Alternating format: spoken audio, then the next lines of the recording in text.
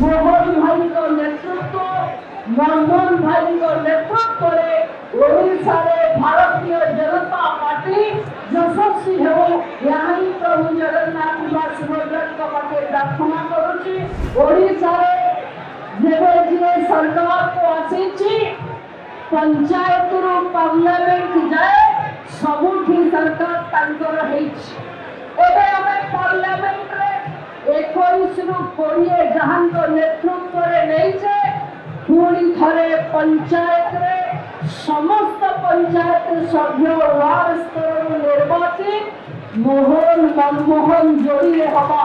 बंधु मैंने ओडिशा केवल एक सरकार नहीं डबल इंजिन गति एक क्षिप्र गति चलो कारण ये कार्यकर्ता आधारित दल सरकार अच्छी मुख्य आप समस्त सहयोग दल सरकार संगठन समस्ते आम लोकों कल्याण में लगे।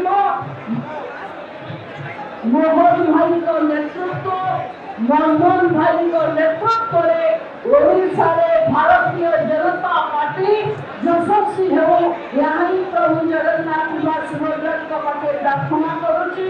आम समस्ते आम सभापति हाथ मुठाक टाण कर दल को मजबूत कर पंचायत निर्वाचन दल यशस्वी बाधा देवा समस्त को पुणी थे बहुत बहुत अभिनंदन।